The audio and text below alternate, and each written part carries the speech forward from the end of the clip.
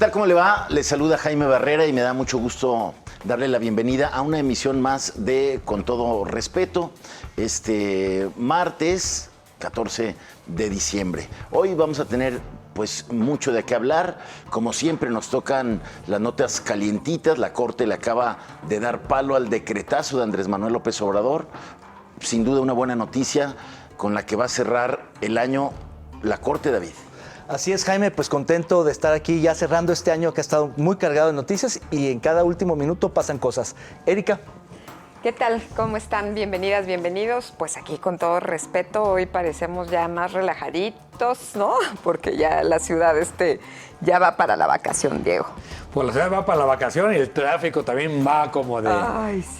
como si estuviéramos en prepandemia, ¿no? Sí, ya regresamos. sí, sí. Pero pues qué bueno, bienvenidos todos. Vámonos a la información. Y luego de este domingo 12 particularísimo que vivimos los tapatíos, ¿no? Si alguien dudaba que la Virgen hacía milagros, ahí está el Atlas, ¿eh? Ahí está el Atlas.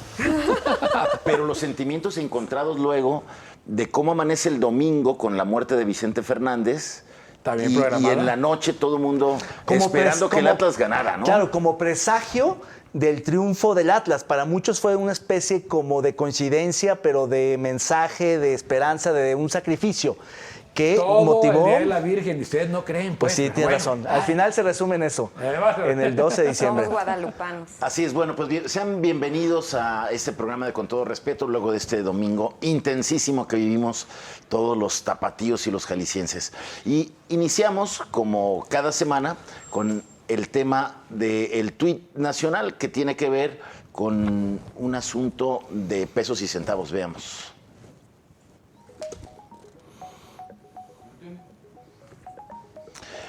Es el tema, tiene que ver con pesos y centavos, este y el otro que les vamos a enseñar, pero es este acercamiento que está teniendo el PAN con el gobierno de la 4T para hablar de la reforma energética, y hay quien dice que le andan haciendo ojitos ahí a la 4T y que el PAN, pues en una de esas podría apoyar la reforma energética, Erika. Fíjate que a mí me llama mucho la atención que el tuit de Van Pipe, que digo, a mí particularmente me parece genial el tipo, ¿no? Él hace cada cosa y cada montaje maravilloso, pero me llama la atención que haya puesto, si de veras votan la reforma energética, vuelvo a votar por Morena, porque ha sido uno de los críticos más fuertes de Andrés Manuel López Obrador y de todo Morena, incluso de Claudia Sheinbaum.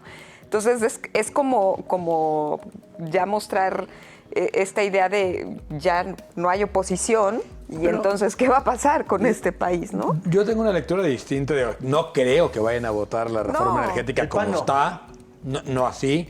Creo que ellos van a cuidar mucho más la reforma también electoral, van a cuidar al INE. Pero lo que me parece muy buena señal es que haya secretaria de Gobernación, o sea, la Secretaría de Gobernación otra vez está funcionando, porque aunque la exsecretaria diga que fue víctima de mucho machismo en el gobierno, cosa que no lo dudo, también es cierto que fue muy mala secretaria. Es decir, las dos cosas al mismo tiempo. No son excluyentes. Sí hubo machismo, sí fue una muy mala secretaria. Y quien operaba como secretario era Julio Scherer. Entonces, creo que ya tenemos secretario. Y la otra, que la bancada del PAN la dirija un exsecretario de Gobernación, sabe que finalmente hay que sentarse, y quien buscó este acercamiento fue Santiago Krill, que me parece que para el país es buenísima noticia. Yo también coincido, el diálogo siempre es lo último que debe de agotarse, y me parece que tendríamos que reivindicar la política para que este tipo de acercamientos, de conversaciones, de pláticas no sean mal vistos. Al contrario, el hecho de sentarse a la misma mesa con Morena, con la oposición, con los que sean, debe ser bien vista. Claro, si se toman acuerdos, habría que entonces entender qué tipo de acuerdos, a cambio de qué y qué se intercambió. Pero el hecho de que haya acercamiento, haya diálogo, es muy positivo. Hay los puristas de la política que creen que eso es claudicar, cuando en realidad simplemente es tener un acercamiento. Claro, yo lo decía por el tono crítico que siempre ha usado Van Pipe, ¿no? Que hay que decir que Santiago Krill iba en busca de sentarse con el presidente. Lo va a lograr. Y el presidente lo canaliza con este secretario de Gobernación, que estoy de acuerdo con Diego, empieza a hacer su función, pero digo, también es un secretario que viene de la política tabasqueña, que no había tenido oportunidad de entrar a las grandes ligas de la política y que pues ahí va. Y ojo, hay otro factor. Creo que el hecho de que haya sido Santiago Krill y no Marco Cortés, ni Romero Hicks, ni ningún otro panista, es muy bueno. Habla de lo que algunos analistas ya habían empezado a mencionar, la posibilidad de que Santiago Krill se anote como candidato de la alianza. Porque no lo ve mal el PRI, en su momento él negoció cuando fue secretario de Gobernación con Fox, no lo ve para nada mal el PRD, al contrario, creo que hasta lo ve más suyo que los propios panistas o que muchos panistas, y lo vería también con simpatía Movimiento Ciudadano, que ya sabemos que no va, pero que quién sabe si lo vaya a hacer. Pero el punto es que adentro con López Obrador. Con López Obrador. Acuérdate, él fue candidato contra López Obrador en una elección muy cerrada y controvertida. Le reconoce inmediatamente. Esa misma noche. Y luego, como secretario de Gobernación, el que mantenía el puente supuestamente roto entre Fox con el sería el segundo intento de Santiago Krill de ser candidato presidencial. Hay que recordar que Felipe Calderón se la ganó en la interna del PAN en el 2006. Y bueno, vamos ahora a otro tuit que también señala un tema que está ahí en la preocupación, sobre todo de los expertos en economía, ¿no? Que ven venir un tema de alza en las tasas de interés por el tema de la inflación. Veamos. Y ahí está el tuit. Dice, México se encuentra en el top 10 de países con mayor incremento en los precios al consumidor. La inflación anual se ubicó en 7.37% en noviembre, el mayor incremento en 2 décadas, por debajo de solo 4 países. Un tema, Diego, que preocupa al tema en el cierre económico y que es como el único indicador de la macroeconomía que se le está yendo de control al gobierno de la 4T. A ver, la inflación nunca es una buena noticia porque la inflación es el impuesto de los pobres. Es decir, quien termina pagando siempre el costo de la inflación son los que menos tienen por el incremento del salario real, no el incremento del salario mínimo, que el salario real nunca alcanza a la inflación. Pero por otro lado, es una inflación, digamos, muy importada, por decirlo de alguna manera, que tiene que ver con la inflación en Estados Unidos, que la manera de echar a andar la maquinaria fue generando un montón de ingresos a las familias y eso está generando que la economía mexicana también se caliente, por decirlo de alguna manera. La buena noticia es que solo estamos un punto arriba de la inflación estadounidense. Nunca habíamos estado tan cerca, y esa es la otra. Sí, tenemos una inflación muy alta, pero siempre traíamos 1,5, 2 puntos arriba de la inflación estadounidense, que es nuestro socio comercial. Mientras eso estuviera así, está bien. Ahora estamos un punto arriba. No, en ese sentido no es grave. Pero si esto se mantiene un tiempo largo, que es, por ejemplo, la hipótesis de Luis Miguel González, es que esto no va a bajar pronto, sí le va a pegar al ingreso de las familias. Y bueno, viene la reunión del Consejo del Banco de México, que está a punto de ser intervenido de una manera brutal por parte de la 4T al poner ahí a una gobernadora a partir del 1 de enero, que no tiene experiencia en política monetaria, donde pudieran estar analizando el tema del alza de la tasa de interés. Así es, creo que por eso se vuelve tan relevante la designación de Victoria Rodríguez como gobernadora del Banco Central y la renovación parcial de la Junta de Gobierno, porque hay que recordar que algunos subgobernadores tienen un nombramiento por un año más, de modo que a finales del próximo año tendrán que renovarse. Y precisamente el Banco de México tiene 2 funciones. Una es la política monetaria para controlar la inflación y la otra es la emisión de la moneda, del papel circulante. Y en esta primera y más importante de todas sus funciones, que es justamente que mantenga el valor, el peso, la moneda, es que están, digamos, encarando decisiones muy difíciles. Algunos están por subir la tasa para poder competir con la atracción de capitales y otros están por mantenerla o incluso, no, bajarla ya no, porque es prácticamente imposible, pero hay una división importante porque tienen que hacer algo al respecto para controlar la inflación. Aunque estemos con un diferencial menor que el que históricamente nos ha separado de la economía norteamericana, el hecho es que como se está acercando a 2 dígitos, esto, si se mantiene un año más, podría entonces ya salirse de control y finalmente en un año pues estaría perdiendo el salario, una parte de su poder adquisitivo importantísimo, que había sido una de las decisiones más importantes de la 4T, haber subido significativamente el salario mínimo, los sueldos de este país, y se los puede comer la inflación. Así es, bueno, fue uno de los grandes anuncios del tercer informe, este aumento del 22% a partir del 1 de enero, que junto con los 2 anteriores, pues ha subido el salario mínimo de manera histórica, lo que no había pasado en las últimas 3 décadas. Sí, creo que esa estrategia ha sido positiva, sin duda, ¿no? Me parece que históricamente haber subido el salario mínimo de una manera sostenida y no por poquitos, exacto, ¿no? Sino por algo significativo, sin duda es algo que la población valora mucho. Al margen de que se ha comprobado que hay una cantidad reducida de personas que de verdad ganan un salario mínimo, ¿no? Así es. Sin embargo, yo creo que eso ha sido muy positivo y ha ido acompañado de algunas otras estrategias que también me parecen buenas, ¿no? Lo que también creo es que eso no va a alcanzar, ¿no? Y puede tener un impacto con esto que habla Luis Miguel González de la inflación estacionaria, que es lo que podría pasar, ¿no? En todo el mundo, no solamente en México. Que eso se devora los salarios. Sí, y que además eso podría provocar también otra suerte de cambios a nivel global, ¿no? En donde se intensificarían algunas de las acciones que tiene Estados Unidos en contra de países, ¿no? En términos generales y demás situaciones, y que eso puede hacer, ¿no? que la inflación se vuelva así estacional. Yo sinceramente creo que una de las mejores cosas que ha hecho Andrés Manuel es este tema de subir el salario mínimo. Sin duda. Y bueno, pues ojalá que la inflación se controle y no pues afecte este incremento salarial que ha habido en México. Vamos a ver qué sucede el jueves, que sesione el Consejo de Gobierno del Banco de México, donde se va a analizar el tema de las tasas de interés. Hay quien pronostica que puede subir hasta medio punto. Ojalá que no suceda, desde luego vamos a quedar pendientes. Vamos a hacer una pausa y regresamos. Quédese con nosotros aquí en Con Todo Respeto.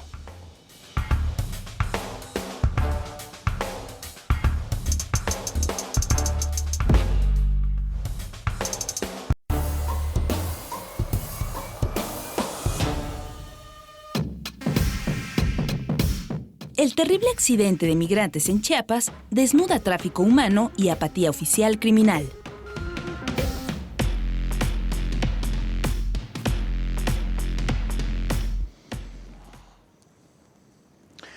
Un tráiler cargado con 166 migrantes chocó en la carretera de San Cristóbal de las Casas a Tuxtla Gutiérrez, a la altura de Chiapa de Corzo, y generó uno de los accidentes más terribles que hemos tenido en este país. 55 personas muertas y más de 100 heridos en este accidente, que develan una política migratoria que tiene muchísimos huecos. Primero, digamos, esta contradicción en el discurso de primero decir vénganse los migrantes y luego mandar a la Guardia Nacional para retenerlos. Y la otra, la no persecución del crimen organizado que está detrás de estos migrantes. Un reportaje del País hablaba de que hay quien pagó hasta $13,000 por ese viaje de Guatemala a Houston. ¿Qué va a hacer México con la migración? Es el gran tema que se le está calentando a López Obrador y puede ser una terrible crisis, David. Sí, cuando suceden este tipo de accidentes tan terribles y masivos, es cuando otra vez se vuelve a poner atención en un tema que ha estado muy presente. Digo, ya estaban las caravanas, estas nuevas, últimas y más recientes caravanas, pero este accidente es muy, muy trágico. Sacude al mundo, las imágenes le dieron la vuelta al planeta y México queda pues en una situación bien comprometedora con otros países. Tuvieron que reunirse de emergencia las cancillerías de Centroamérica con la mexicana y la norteamericana, y algo tienen que hacer, porque más allá de que efectivamente la política migratoria mexicana es muy errática, lo cierto es que no ha atacado la parte del crimen organizado. Las redes de coyotes, de traficantes, de migrantes son prácticamente las mismas y están intactos. Y generan unos negocios enormes. Y en este caso, pues porque se accidentaron y hubo muertos, es que nos enteramos, pero van muchos trailers, mientras que estamos hablando, rumbo a la frontera norte. Salió otro al mismo tiempo que nadie sabe dónde está, no fue detenido, no ha pasado. Y la UIF no dice nada, Erika. No, y además fíjate que muy sospechoso el tema de que hay una serie de retenes que tiene la Guardia Nacional a lo largo de los trayectos que se supone que hicieron ambos trailers. Y que hayan pasado. El subsecretario Encinas que no hubo ningún retén. Sí, ¿no? él dice que mágicamente en ese momento ya no estaban, se habían ido a cenar o algo por el estilo, ¿no? Sí. La verdad es que ese tema me parece que se les va a complicar mucho, particularmente también creo que ver las escenas, sobre todo no solamente de este accidente que es el culmen, ¿no? Desde que salió la caravana, las escenas de tantos niños solos, no acompañados, niños y niñas, ¿no? Mujeres embarazadas. De verdad es que lo que está pasando es una crisis de enormes dimensiones y también ver la reacción de muchas personas en el país ya con actitudes xenofóbicas, racistas, ¿no? Incluso el discurso entre todas las personas o en varias personas que estaban en Chiapas era ten mucho cuidado, es un tema de seguridad, no te vayan a asaltar. ¿Qué es lo que está pasando? Que en el país no estamos alcanzando a armar un discurso en términos de aceptación, ¿no? de quien emigra por las circunstancias por las que emigran. Ver las escenas de esos niños a mí particularmente me duele muchísimo. Me parece que no lo merecen absolutamente nadie. Un niño que fue entrevistado y que dijo que le habían prometido llevarlo con su mamá y con su papá a Houston y que iba acompañado de una persona que él conocía. Y ahorita está en la Ciudad de México viendo quién le da de desayunar. Es patético este tipo de cosas. ¿Le va a reventar, Jaime, a López Obrador? Yo creo que le vuelve a hacer crisis como a principios del sexenio. Hizo crisis este cambio de discurso que tuvo que hacer, de decir, bienvenidos, aquí les vamos a dar trabajo. Aquí pueden sembrar vida. A cuando Trump le dice, a ver, si me siguen llegando estas oleadas de migrantes, te voy a cobrar impuestos y te voy a cobrar aranceles, y cambia la política y ponen a la Guardia Nacional, que se estaba estrenando en esos días, como barreras humanas contra la migración. Creo que hoy está en una disyuntiva igual. A mí el accidente del tráiler y ver los muertos ahí regados me llevó al drama migratorio.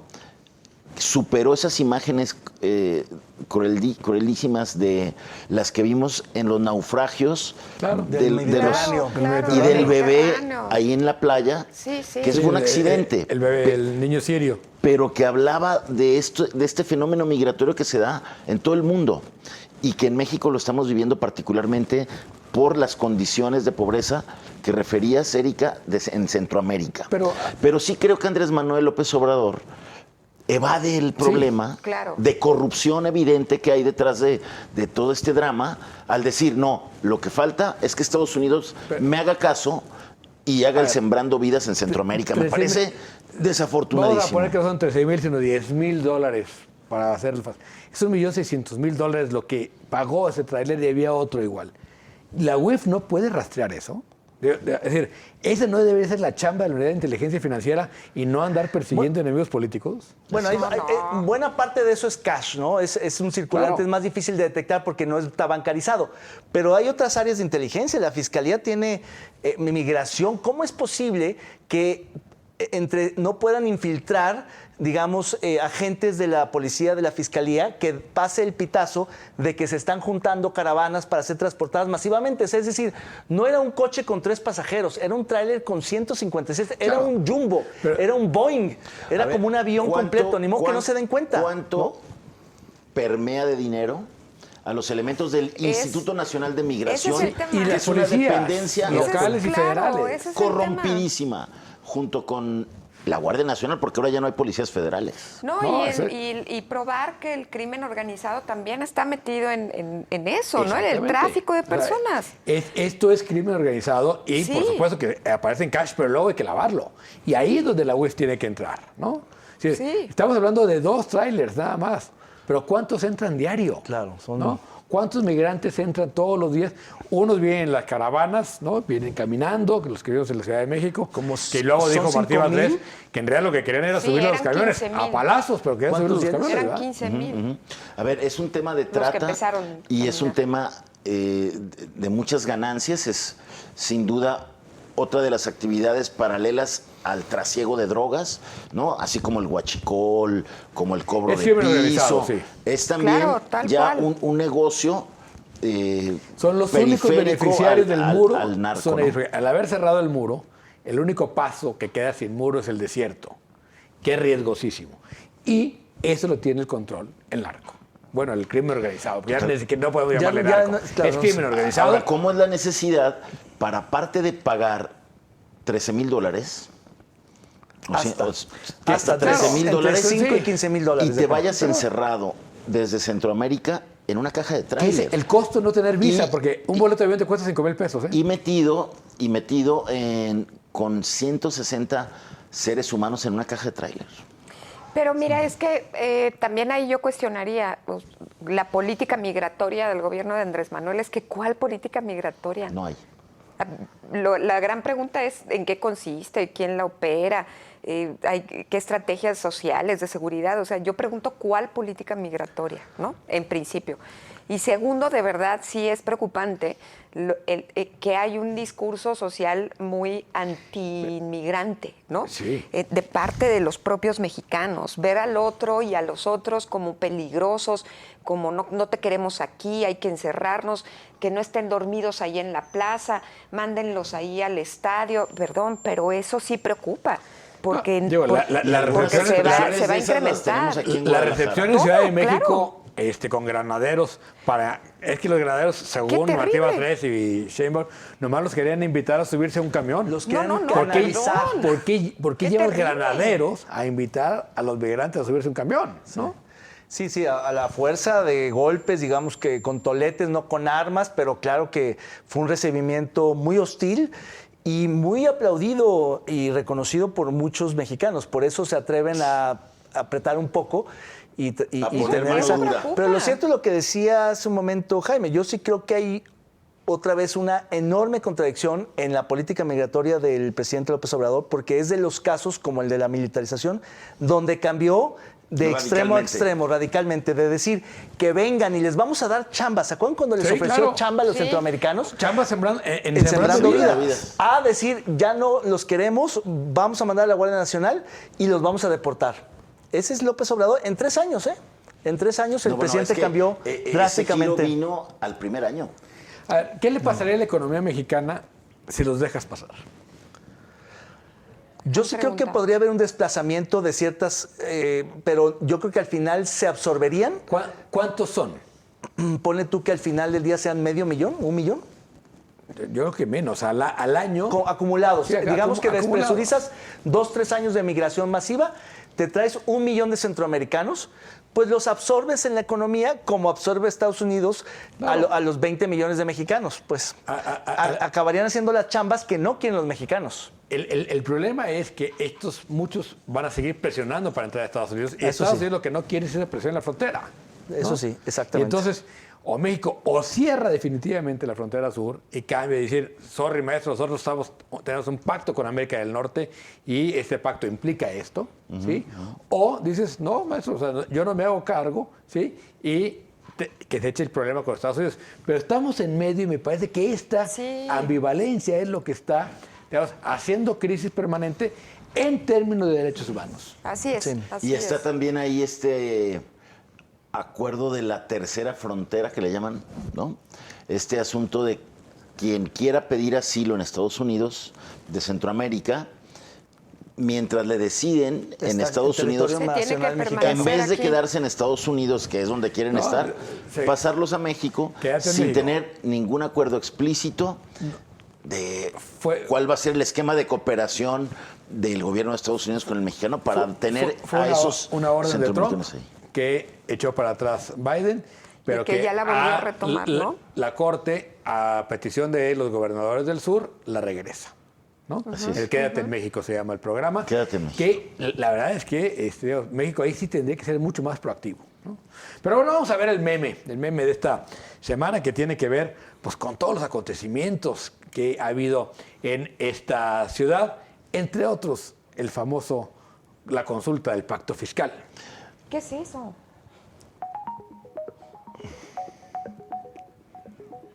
A ver, ahí vemos. con Vicente Fernández, la final del Atlas, Jalisco, todo el mundo festejando algo y el pacto hundido. Oigan, bueno, pues tan es así que nadie se acordó del pacto que al principio del programa cuando dijimos la intensidad del domingo, pues nadie se acordó que había un pacto fiscal. Pues el gobernador que se fue de vacaciones. A ver. ¿no?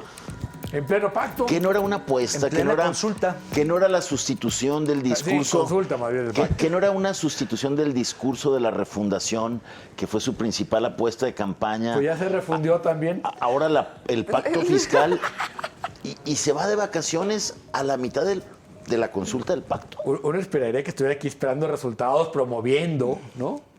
A mí me da la impresión, con el corte con los resultados al corte del día de ayer, iban más o menos 360,000 participantes, de los cuales hay que quitar 40,000 menores de edad. Sí. Digamos como 320,000 participantes. Y eso, pues, obviamente sigue siendo un nivel bajo de participación. Pero lo interesante es que ya no hay consistencia entre quienes dicen que es un éxito porque ya rebasó el número de opiniones o de votos de la consulta del presidente, de los expresidentes, o que no está, digamos, en la ruta del millón de votos, que para algunos es éxito. Pero esta es la ruta del millón de votos. O sea, el propio gobierno se había puesto como meta 500,000, no los van a lograr, ¿no? Y porque el queda una semana, que ver ¿no? nada más Queda el fin de semana que viene. Para ganarle a la consulta de los expresidentes. O sea, la verdad es que no tiene ningún sentido. Absolutamente. ¿Crees que no rebasen los 500,000? No, yo creo que no llegan. Sí, yo también creo que ya se agotaron. Esa podría ser nuestra apuesta de la semana. Esa es la semana, exacto. Esa es la apuesta. Porque yo lo que creo es que sí está muy agotada la estructura de movilización del voto, eufemísticamente, que le llaman, que en realidad es compra, coacción, inducción, presión. Porque ya sacaron a todos los burócratas a ver, votar, entonces, a menos que vuelvan a votar, porque ya lo han hecho, ese ¿no? Programa, ese más programa, el de la presión, el de la cooptación, pues tampoco dio resultado. Vamos a ir a un corte, pero yo creo que esta apuesta me gusta para el final del programa. No le cambie. Regresamos.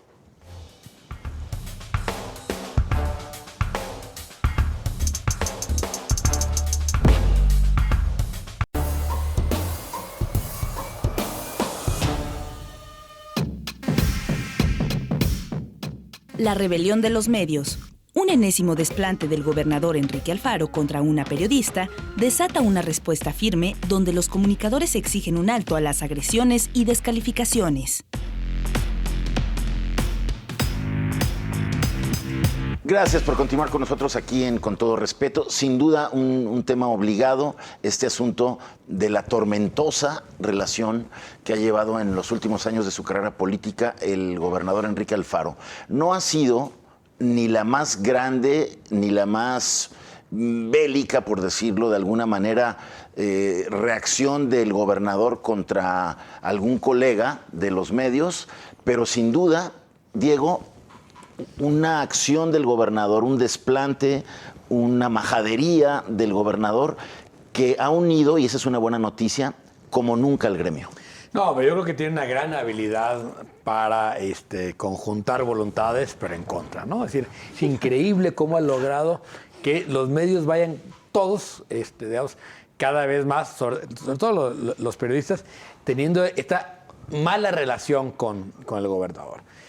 Una parte es estrategia, esta idea, igual que López Obrador, de que los medios son parte del sistema político corrupto a vencer, ¿no? Son, es decir, cree que hablar mal de los medios le sigue dando votos, como en su momento lo hizo con la Universidad de Guadalajara, luego no, y luego cuando se desgastó la relación, se volvió a pelear con la Universidad de Guadalajara, que es la forma que tiene Alfaro como de controvertir para ganar adeptos. Sin embargo, creo que esto en los medios ya se le está saliendo de control, ¿no? Es decir, yo sí creo que, igual que con las mañaneras, lo que deberían hacer los medios es no cubrir al gobernador. Es decir, si de allá para acá no hay voluntad de que para allá, ¿por qué tiene que ver algo? Es decir, la noticia no es el gobernador.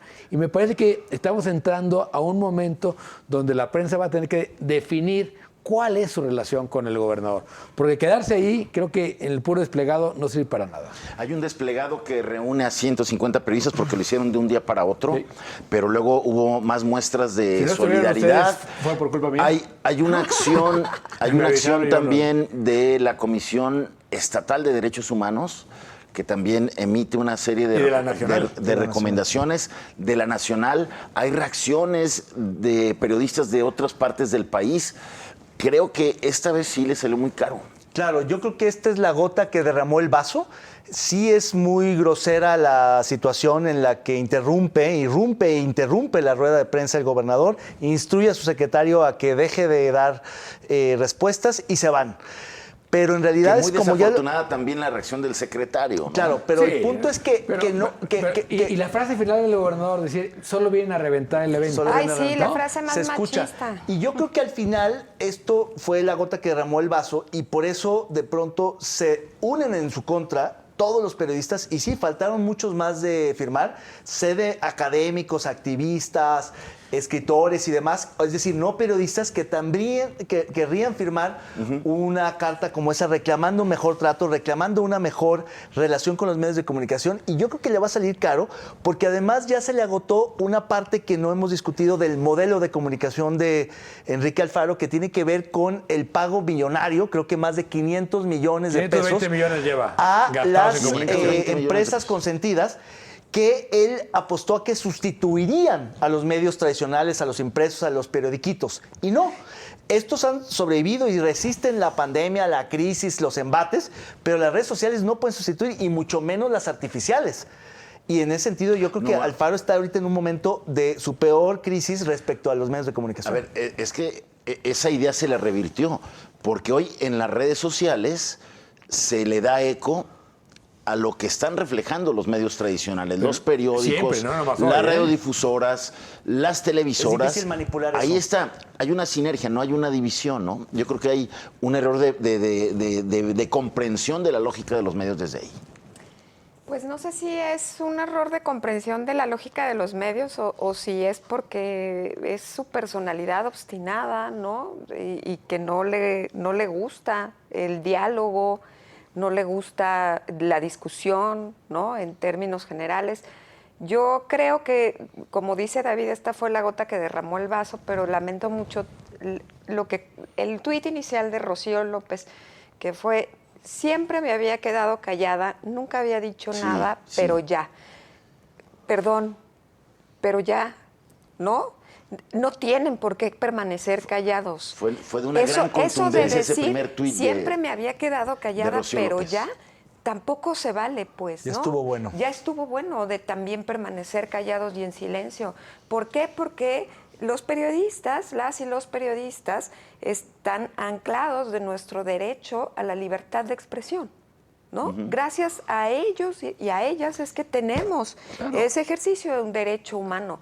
Y de ahí entonces también preocupa que no esté funcionando el mecanismo de protección para periodistas y defensores que tenía que haber instalado el gobierno del Estado, en medio también de una queja y de un comunicado que salió el día de ayer de CLADEM Jalisco, en donde dan cuenta de las amenazas que han vivido muchas defensoras de derechos de las mujeres pertenecientes a su organización. Perdón, pero entonces sí estamos hablando de una crisis, de una dimensión más grande. Y eso sí preocupa, porque son un tema de derechos, ¿no? Sí, porque hay que llegar a que no es que los periodistas tengan un derecho distinto. No. Los periodistas ejercen el derecho a la información y a través de eso se informa a la sociedad. Y podemos expresarnos todas y todos y el gobernador libremente. tiene todo el derecho de decir: oye, ¿saben qué? Yo no quiero dar ruedas de prensa, ¿no? Y no pasa nada. Pero está obligado a darle información. Si no eres tú, ¿quién? ¿No? ¿Quién va a contestar las preguntas? Punto. Que sea por escrito, como quieras, pero que contesten las preguntas. El problema es que no contestan, ¿no? Y ahí se viola el derecho a la información. Ese es el gran tema. Si sale o no a cuadros, si está bonito, si está feo, si contesta de una manera u otra, que responda a la información. Decías algo que me parece bien interesante, Diego, que los medios no deberían de cubrir las mañaneras del presidente ni las ruedas de prensa del gobernador. El problema es que hay tantos medios paleros, compradotes, pagados, corruptos y sobornados, que sí irían ellos a cubrirlas como ocurre tanto en una como en otro, y entonces es muy difícil que haya una acción colectiva de los medios de decir, hacemos vacío porque así no queremos, ya basta, ya estuvo bueno. Que eso es el complicado. desplegado, lo que es muy interesante es que no son los medios, sino los periodistas. Los reporteros, los periodistas. O sea, me parece que ahí le da una dimensión de... Yo nunca había visto un movimiento de periodistas de esta naturaleza frente al poder. Los había visto solidarizarse con algún compañero, los había visto generar algún reclamo, pero no decir, oigan, y fue frente así, a esta... En cuestión de horas, ¿no? Yo creo que esa es la... ¿Ustedes lo firmaron? Esa es la gran, No, la gran porque- noticia. Es que fue una convocatoria de horas. De horas, ¿no? Sí, me Y acuerdo. les ofrezco una disculpa, ahí me pidieron que fuera el conducto con ustedes, yo andaba en otra cosa y no fui. Lo habríamos firmado, ¿no? pero- Como, Y además, digo, yo no nunca soy imaginé que periodista. para el día No soy siguiente. periodista. Sí, Yo nomás- fue muy Yo no. rápido, pero yo sí creo que el que se haya unido como nunca va a hacer pensar a otros gobernantes que tienen que respetar el trabajo de las y los reporteros. Es que en el fondo es eso. Y que les puede salir caro. Creo que se venía haciendo una costumbre porque no pasaba nada. Y creo que hoy pasó algo muy importante que ha trascendido y que seguramente tiene que tener reflexionando al gobernador en estos días de solaz esparcimiento, en el sentido de cumplir esta exigencia del gremio de llegar y pedirle una disculpa a esta reportera que la llamó reventadora. Pero no es a la reportera, es a Es al todo gremio. a todo el gremio, que ¿no? trata. Esa pudiera ser otra apuesta. Es un maltrato. ¿Se va a disculpar? No va a disculparse. No, porque no está en su ADN, ¿no? No O sea, está. digo, lo que... Y que tal se sorprende y llega... La vacación fue forzada por esta tensión que estaba ya generando el propio gobernador con varios. O sea, fue lo de la FIL, de no haber ido, los berrinches últimos, ¿no? Cuando se refiere al tema de la desaparición, Sí, en fin, es una cosa... falta de tacto. Pues, ¿verdad? pero mira, y no es- ese cartón de Cucho donde está tuiteando con las patas, ¿no? Sí. Creo que Sí, es sí. Yo creo que bestial. es la mejor descripción. Sí. Sí, yo dudo que rectifique, dudo que se disculpe, creo que eso está fuera de toda posibilidad. Pero fíjense, justamente ya habíamos comentado en este programa que tras la elección, que no le fue mal a su partido, él fue el que propuso la rueda de prensa, él fue el Ganó que dijo mucho que con iba muy poco, a ese es muy plantear, a distinto. replantear su relación con medios. Exacto. Y parecía que iba a haber un antes y un después, que ¿Y Alfaro cómo iba se- a tratar de, digamos, replantear su relación con los medios. Y a las 2 semanas empezaron Se volvió a los perder el fricciones. rumbo, ¿no? Como el No aguantó el objetivo a ver, inicial. ¿Cómo va a ser la siguiente rueda de prensa de estas semanales? ¿Va a haber? Esa es ya otra, no, esa es ya otra el año que incógnita. viene, Ya No, este año ya ninguna. ya no. Pero en enero, No, ¿con ya qué no. cara los va a enfrentar? Esa es otra incógnita. Sin duda sería ¿Va a haber o muy vamos a volver complicado. a los de antes de En fin, enero? vamos a estar pendientes y en enero ya platicaremos qué sucede con este tema que está ahí abierto. Pero por lo pronto nos vamos a la gustada sección de Póngale el nombre. Los curadores más experimentados de Con Todo Respeto han preparado esta exquisita pieza de arte visual. Usted, póngale el nombre.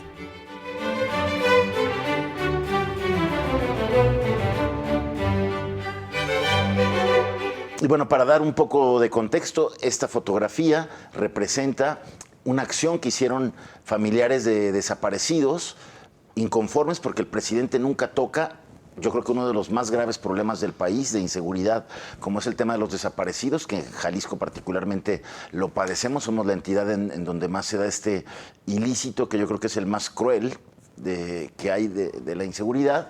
Bueno, entonces le dijeron al presidente, si usted no habla de las fosas, pues se las traemos aquí para ver qué opina. ¿Cómo le pondrías, David? Polvo somos y en polvo nos convertimos. Bueno, Yo me uno a esa. Sí, iba de- Tristísima. Yo creo que para las madres el desaparecido está en Palacio. el desaparecido está en Palacio, está buena.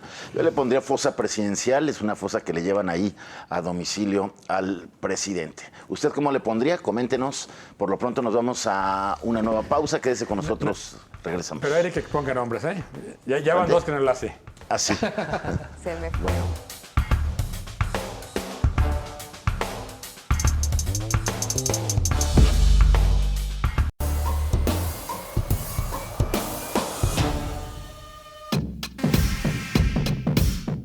Rebasan en Jalisco los 15,000 desaparecidos. Familiares de las víctimas denuncian que nada ha cambiado y solo ellos los buscan.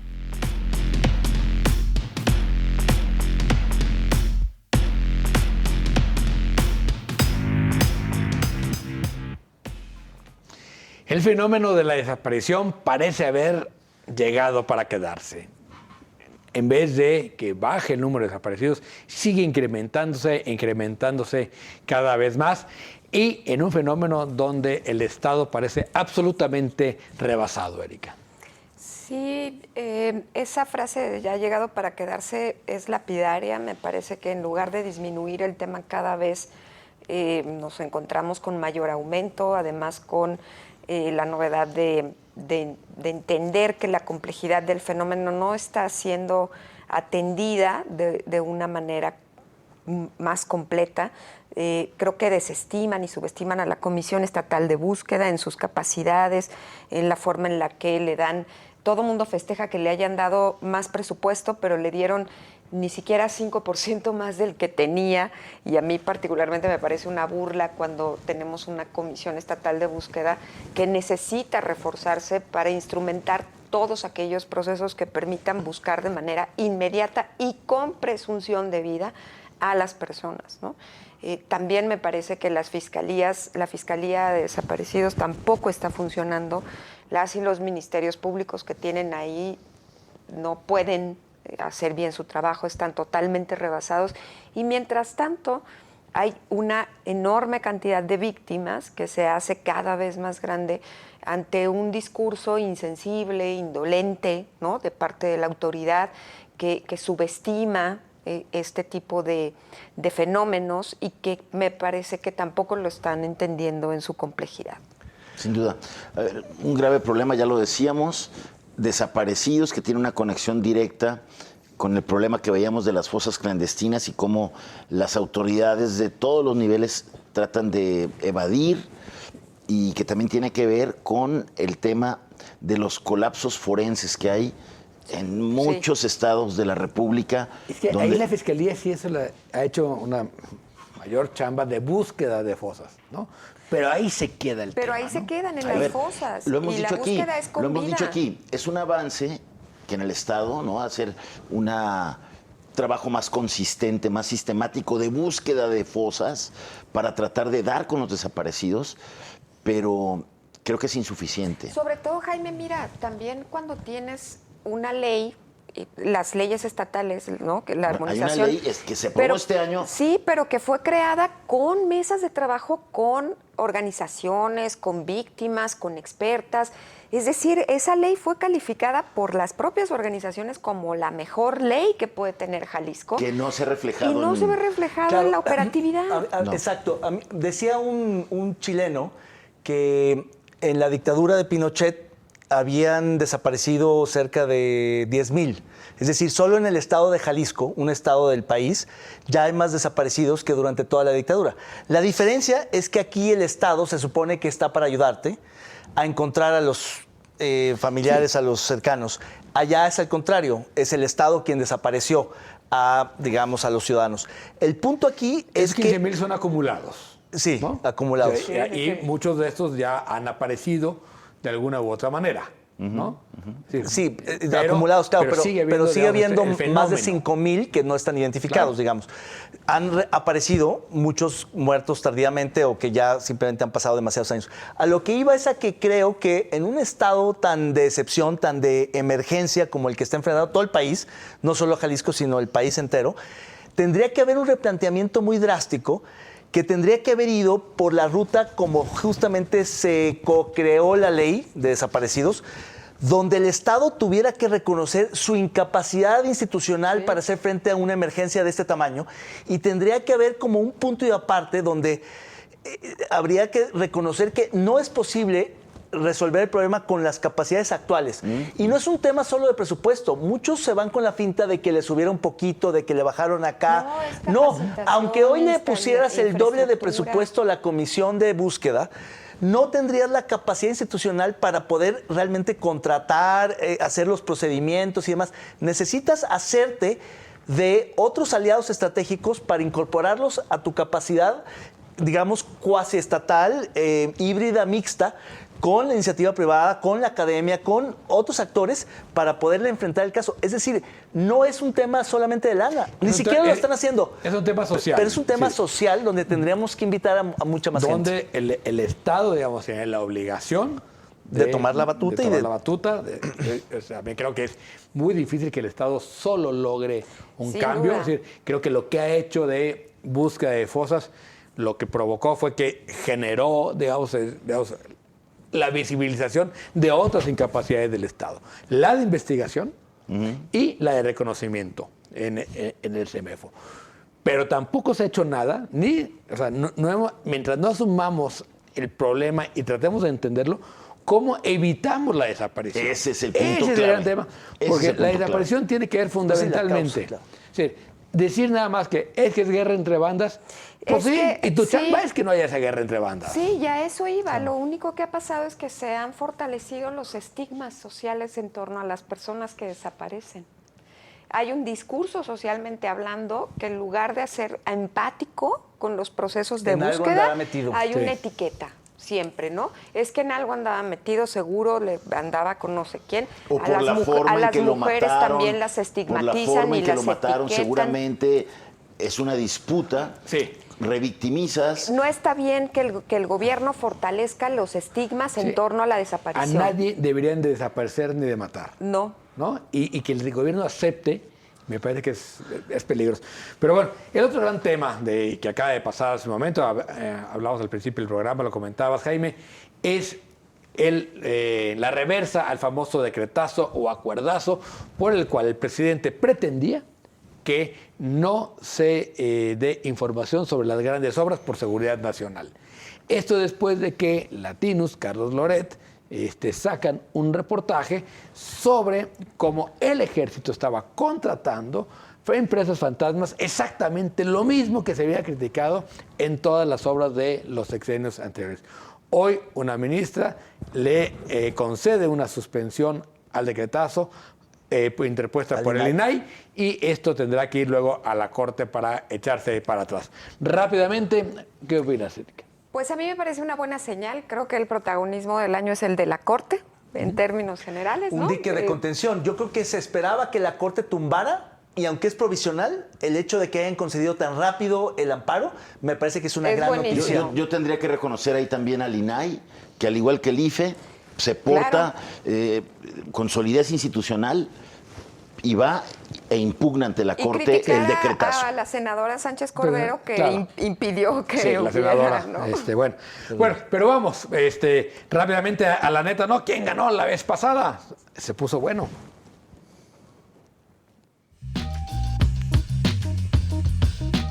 El premio La Neta No a lo más lamentable de la política y el servicio público esta semana es para AMLO, por ser responsable de todo lo que sucede en el país. ¡Enhorabuena!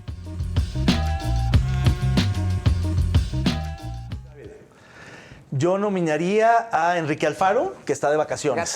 Gatell. ¿Nos sumamos, Jaime? Enrique Alfaro. Enrique Alfaro, estos dos, que sea una parejera entre Gatell y Enrique Alfaro. Y bueno, vamos a ver la apuesta de la semana. La pregunta es, ¿superará el millón de votos, el medio millón de votos la consulta? ¿Sí o no? ¿Le ponemos número o qué? Sí, número. Yo digo que no. Sin niños va a llegar a 420. 420. Sin niños, ¿eh? Sin niños, porque niños. como debe de contarse, Sí, como debe de contarse, solo sin niños. 460,000. O sea, no llega a los 500. Yo creo que no llega a los 500. Número. Se queda con puros adultos en 455. 400 se va a poner yo cerrado. ¡Eso! Cerrado. Bueno, muchas gracias a todos los que nos siguieron en casa. Los próximos programas serán programas de síntesis del año. Nos seguimos viendo y en vivo el próximo año. Gracias. Hasta la próxima.